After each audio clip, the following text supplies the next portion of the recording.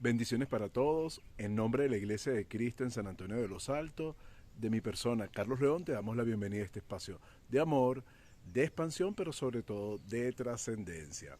Seguimos con la serie de reflexiones acerca de los milagros de Jesús. Hoy vamos a hablar de, bueno, es el mayor de todos los milagros, que es la propia resurrección de nuestro Maestro, la propia resurrección de Cristo. Pero antes de entrar ya en el pasaje que vamos a estar analizando, revisando, que es Juan capítulo 20, quiero hacer un pequeño recuento de por qué era tan necesario que Jesús resucitara. Recuerda que en Génesis vemos que el hombre lamentablemente no pudo mantenerse dentro o en la presencia de Dios. Dios le pidió una sola cosa para mantenerse dentro de su presencia, es no comer del árbol de la ciencia del bien y el mal. Y el hombre, bueno, no pudo cumplir su parte, entonces Dios tuvo que lamentablemente sacarlos de su presencia, del paraíso, del Edén, y murieron espiritualmente. Lamentablemente, cuando estamos muertos espiritualmente, al principio no se siente. Al principio pensamos que todo sigue bien, todo está normal, pero poco a poco, paso a paso, vamos sintiendo la ausencia de Dios en nuestras vidas, que es lo que representa la muerte espiritual. Dios nos creó para habitar en Él. Dios nos creó para que hagamos nuestro hogar en Él y para pasar toda nuestra eternidad con Él.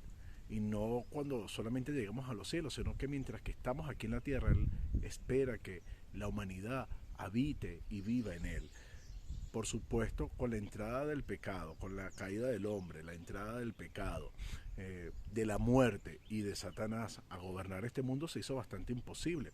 Si crees en Dios, ahí está, recuerda que también existe la antítesis de Dios, que es Satanás, que es el enemigo, que es la oscuridad. Dios es luz, Él es oscuridad, pero esta oscuridad no se va a manifestar en nuestras vidas de una manera con cachos, tiridente, vestido de rojo, para que nosotros le temamos, no, todo lo contrario.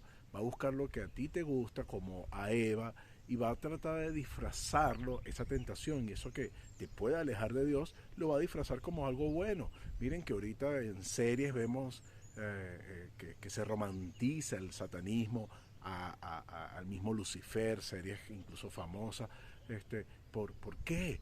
Porque bueno, es más fácil eh, convencernos de la mentira así de manera sutil. Es más fácil hacernos caer en las tentaciones sin que nos demos cuenta. Ya cuando nos damos cuenta estamos hundidos. Entonces, bueno, el propósito de Satanás es alejarte de esa presencia de Dios eterna, es alejarte de la vida, alejarte de la luz, alejarte del amor de Dios. Y bueno, y lo va haciendo con esas cosas, con, explotando tus debilidades, con esas cosas que a veces llamamos bien y que están mal o que están medio disfrazadas, medias verdades, medias mentiras, cositas, detallitos que nos van alejando de Dios. Él tiene mucha influencia en este mundo. Él sigue gobernando este mundo. El príncipe de este mundo es Él. Bueno, y sigue tentando a las personas. No está en todos lados, no es omnipresente, no lo sabe todo como el Padre, no es omnisciente, no es todopoderoso, pero bueno, tiene poder, tiene influencia y ha utilizado su influencia de una manera que está haciendo que poco a poco el ser humano deje de creer en Dios o crea, pero lamentablemente sí creo, pero no saca tiempo para Dios, para construir ese hogar que Dios quiere que construyamos en Él.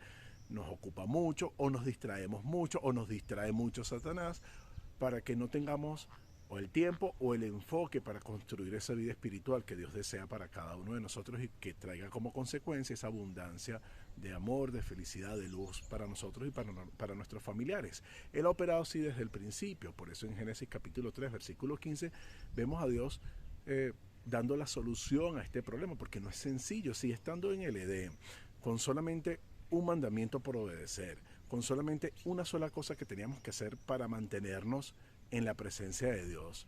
Imagínate, y nos costó, y estamos delante de la presencia de Dios constantemente. Adán y Eva estaban allí, Dios se paseaba en medio del huerto con ellos. Ahora imagínate en el presente que hay pecado, el pecado entró a la humanidad, la muerte espiritual, nos alejamos de la presencia de Dios y ahora Satanás reina este mundo con su presencia tratando de alejarnos de nuestro Dios. Entonces imagínate, si a Adán y Eva les costó, imagínate lo que nos cuesta a nosotros mantenernos en la presencia de Dios. Por eso Dios entendiendo eso, por eso Dios entendiendo lo grave de este asunto, perdón, en Génesis 3.15 elabora un plan y es que de la simiente, de la semilla de una mujer iba a venir el Cristo, el Mesías, el Redentor para vencer tres cosas: la muerte espiritual, por la muerte física es inevitable, vencer el pecado y vencer a Satanás y su influencia sobre nosotros para que podamos terminar construyendo nuestro hogar en Dios sin que el enemigo nos va a obstaculizar, sí, pero sin que él tenga más poder sobre nosotros, porque ya Dios, el que es nacido de Dios, le guarda y el maligno ya no nos puede tocar, como dice Primera de Juan capítulo 5. Entonces es como que allí está la solución. Pero bueno, de Génesis 3.15 a cuando ya Jesús nace pasó una cantidad de obstáculos, dificultades. Satanás trató de destruir la semilla en el propio Génesis, cuando la semilla venía por el linaje de Abel y bueno, y tentó a Caín y mató a Abel. O sea, imagínense. O sea, y después con la multiplicación de la maldad en el mundo, con Noé. O sea, y miren cómo casi la humanidad entera desaparece. Bueno, gracias a Dios, Noé y su familia hallaron gracia delante de él. Después de ese linaje vino Sem, Abraham era parte de quien iba a nacer Jesucristo. Abraham, pero imagínense su esposa a los 90 años y él con 100 era estéril, no había nacido, no había posibilidad humana de que la simiente llegara a este planeta. Pero bueno, así Dios fue acompañando con protección, con poder y con milagros a la simiente. Abraham y su esposa Sara tuvieron un hijo a esa edad, a los 100 años, y a Sara a los 90, para que la simiente pudiera seguir y pudiera venir. Pero así vemos una cantidad de cosas, genocidios, al borde de infanticidios, o sea, de guerras, rebeliones, problemas que enfrentó la simiente, la semilla de Dios por generaciones completas se perdieron. Estuvo siempre en mucho peligro la simiente, porque recuerden que de Abraham iban a ser unos hijos, de los cuales iba a venir un hijo, en este caso Isaac, del cual iba a venir después un nieto, Jacob, del cual iban a venir 12 hijos, las tribus de Israel, los 12 hijos de Jacob, del cual uno de esos hijos iba a mantenerse el linaje de Judá, pero incluso con el cautiverio estuvo a punto de perderse el linaje. Con el cautiverio, gracias a Dios, pudieron regresar estas tribus, no como las 10 del norte que se perdieron con el cautiverio, pero estas dos del sur, sobre todo la de Judá, se mantuvo, se pudo reconstruir. Ya siglos después de Abraham, estoy hablando sobre esto, se pudo reconstruir la nación y bueno, y gracias a Dios, gracias a su protección sobre la simiente, mire, todos los problemas y todo para que naciera Jesucristo. Pero incluso naciendo Jesucristo, recuerden el infanticidio de Herodes, que mandó a matar a todos los niños nacidos de 0 a 2 años porque no quería que el rey viviera, el rey eterno, Jesucristo. No quería competencia, tuvo que huir Jesucristo, siendo un bebé, por supuesto, con sus padres, a Belén. Imagínense, o sea, todo lo que enfrentó, pero incluso principiando su ministerio. A Belén no, perdón, huyó a Egipto y estuvo allá en Egipto sus padres varios años, huyendo de este dictamen y de esta locura de Herodes. Después pudieron regresar, pero incluso Jesucristo principiando su ministerio, allí lo vemos en el Evangelio de Lucas, principiando su ministerio, lo iban a lanzar por un barranco, lo iban a matar, ¿verdad? O sea, no había terminado de arrancar y ya lo querían matar. Y bueno, durante 3 años de ministerio hizo grandes cosas, realmente cambió el mundo. Nadie ha influido tanto en el mundo en tan poco tiempo, ni en mucho tiempo. O sea, emperadores que han gobernado 60, 70 años, reyes, dictadores, presidentes, CEOs de corporaciones, no han hecho tanto por el mundo y no han influido tanto en el mundo como lo hizo Jesucristo en tan solo 3 años. Y bueno, gracias a su misericordia, a su amor, hoy estamos aquí, gracias a su cruz, porque bueno, llegó el momento de morir, muere en la cruz, porque cuando muere en la cruz toma ese pecado del cual nosotros no podíamos recibir perdón, no podíamos vencer, mejor dicho, toma el pecado de cada uno de nosotros en la cruz, porque quien tenía que estar en la cruz éramos tú y yo. Y Él toma el pecado de nosotros en la cruz, muere en esa cruz para vencer el pecado, tomando tu pecado y el mío, va al lugar de los muertos, y en el lugar de los muertos no solamente se trae las llaves, arranca la puerta con bisagra y todo, la tumba, para que tú y yo tengamos la certeza, porque Él resucita, Él va al lugar de los muertos, pero no se queda allí, resucita, y resucita, y se trae las llaves del lugar de los muertos, ahora posee la llave del lugar de los muertos, y revienta la puerta, tumba la puerta, para que tú y yo no permanezcamos muertos para siempre, sino que como Él resucitó, nosotros también podamos resucitar en el día postrero maravilloso. Entonces nos da la posibilidad nosotros, por medio de obedecer el Evangelio, por medio de bautizarnos para el perdón de nuestros pecados y obedecer el Evangelio, como dice Romanos capítulo 6, versículos 3 y 4, de no solamente participar de su sacrificio, muerte, sepultura y resurrección a través del bautismo, sino, como dice Hechos 2:38, recibir el poder del Espíritu Santo para ahora sí tener la fuerza sobrenatural para decirle no al pecado y mantenernos vivos y vivos para siempre. No vamos a ser perfectos, pero cada día vamos a ir construyendo ese hogar en Dios y cada día vamos a ir ser mejores. Algunas implicaciones de la resurrección de Jesucristo que muestra el evangelista Juan, que es el último en escribir los evangelios. Ya se habían escrito el de Marcos, Mateo, el de Lucas, pero el de Juan fue el último en escribirse. Entonces él aprovechó y de incluir consideraciones y profundidades que no tienen los otros evangelios para complementar de manera hermosa la historia, la vida, la obra, la muerte y sobre todo la resurrección de Jesucristo.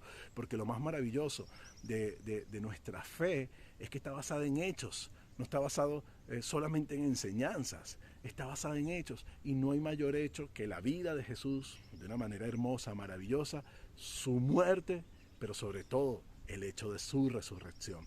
Y es lo que él trata de mostrar allí en el Evangelio de Juan, de tres formas. Primero, con la tumba vacía. Segundo, vemos no solamente, o sea, la piedra removida, la tumba vacía. Segundo, y tercero, los lienzos colocados allí. Pero también vemos que se le aparece a muchas personas.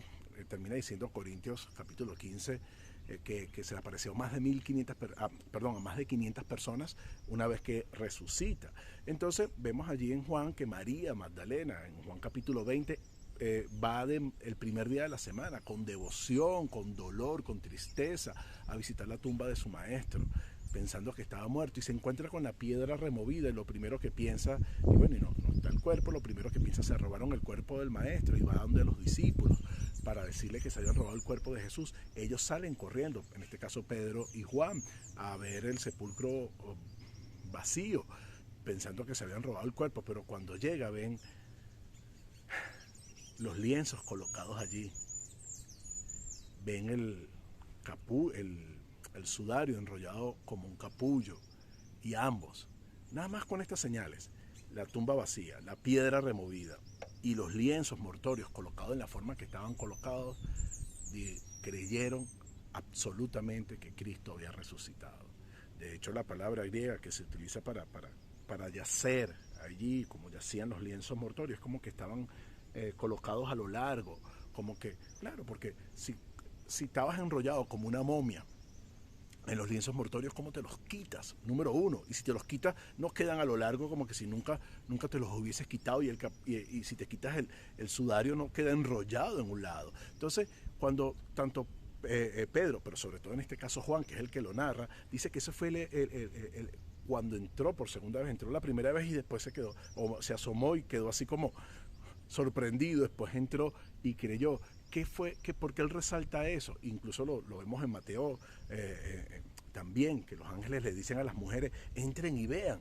¿Por qué? Porque era una muestra absoluta la forma en la que estaban colocados los lienzos mortorios, el sudario, de que Jesús había resucitado.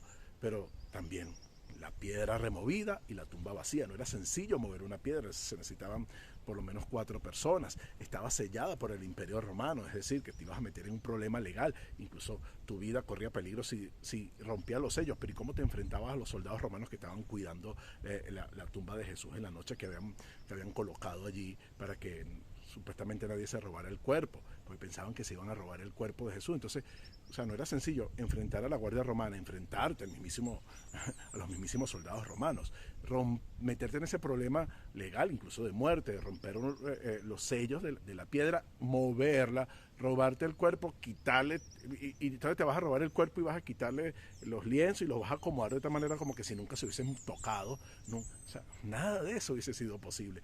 Esto lo único que demuestra es que Jesús, nuestro Maestro, resucitó con poder, dejando los lienzos en su lugar, como que si nunca hubiesen tocado su cuerpo, o que si lo tocó, listo, se acabó. Hasta ese momento los lienzos lo soportaban.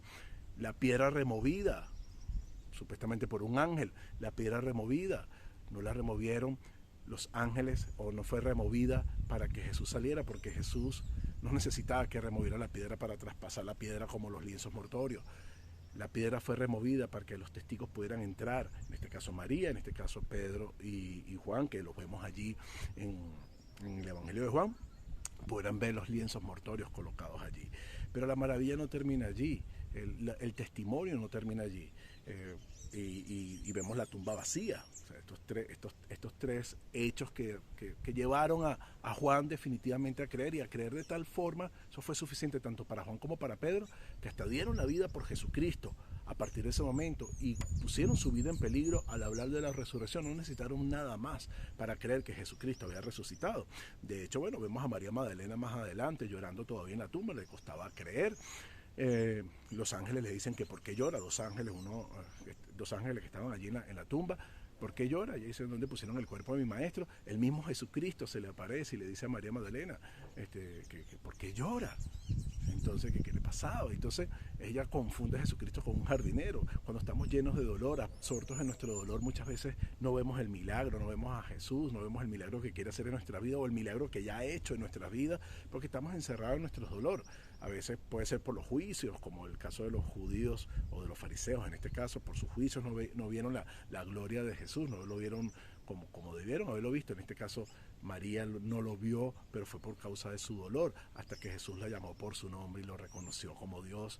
Ella le dijo Raboni, lo llamó maestro, y bueno, me imagino que de la emoción no quería abrazar, tocar. Jesús le dijo, no me toques porque todavía no he ido a mi Padre, pero bueno, dile a mis hermanos, y los trata a los discípulos de hermanos, que ya resucité, que voy a ascender. Entonces ella va y le dice ese mismo día a los discípulos ese mismo día, en la tarde, en la noche, tienen el privilegio de recibir a Jesucristo también. Jesucristo, ellos estaban escondidos, por supuesto, con miedo, en un lugar con las puertas cerradas, y Jesucristo se aparece en medio de ellos y les dice paz a vosotros, les da este ánimo que tanto necesitaban en sus corazones, no solamente al verlos resucitados, sino también al pronunciar estas palabras de bendición para ellos.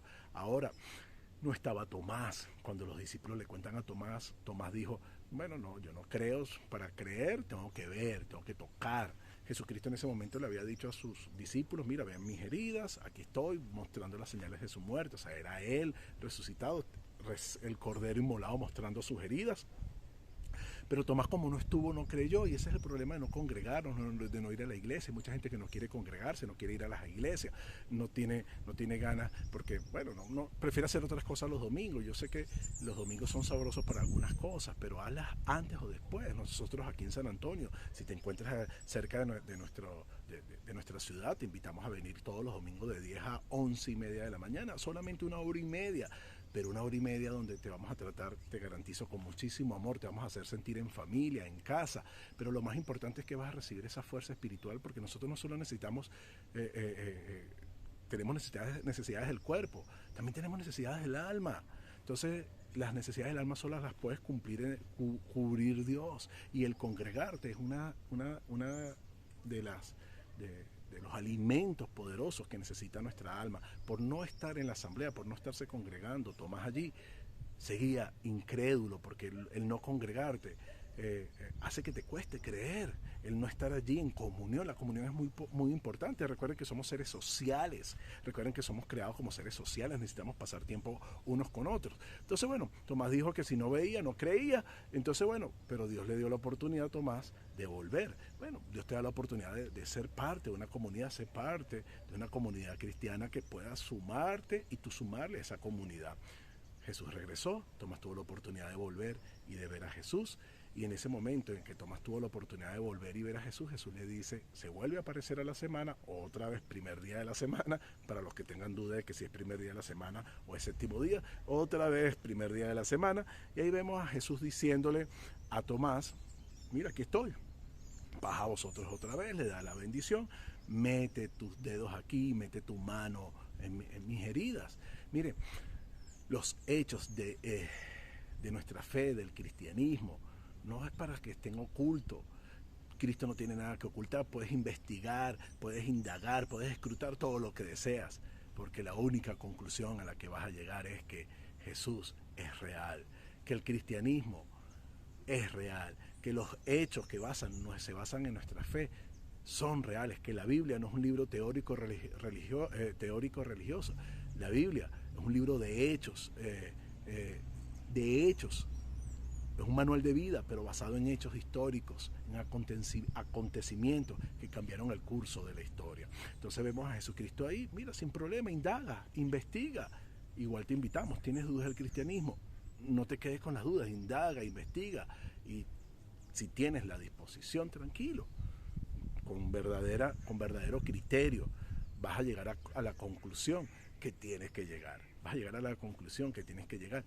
Vas a llegar a la conclusión de Tomás, que no le quedó otra que decir, Señor mío, y con D mayúscula, Dios mío, Dios eterno, que siempre ha existido y que siempre existirá, Dios creador, Dios todopoderoso, Jesucristo.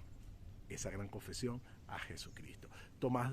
Jesucristo reconoce la confesión de Tomás, pero sobre todo reconoce, chévere Tomás, porque me viste, creíste, pero más bienaventurados serán aquellos como nosotros hoy, tú que estás al frente de este video, mi persona, más bienaventurados somos nosotros porque sin ver a Jesús, hoy le creemos.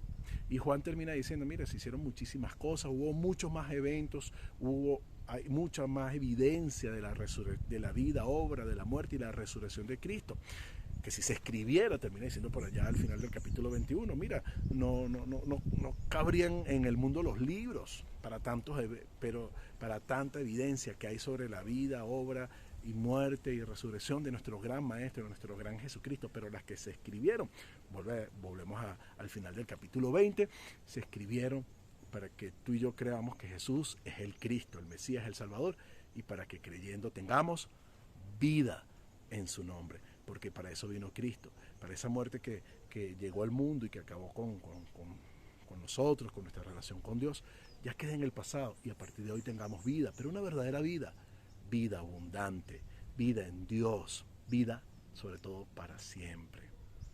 La tumba no pudo soportar a Cristo, no pudo aguantar al autor de la vida y resucitó. Y así como Él resucitó, te promete hoy que tú también vas a resucitar en el día postrero. Pero mientras que llegue ese día, por creer en Él y obedecer el Evangelio, ya puedes empezar a vivir una vida resucitada aquí en la tierra, una vida abundante, Juan capítulo 10, verso 10, en tu familia, en tu matrimonio, en tu economía, en tu salud, en tu mente, en tu corazón, en tus emociones, una vida abundante, una vida resucitada. Ese es el mayor milagro de todos, el milagro de la salvación de nuestras almas, que ya hoy se tiene que notar aquí en nuestras vidas. Que Dios te bendiga y recuerda que el bien que se comparte se amplifica. Comparte este bien con otros.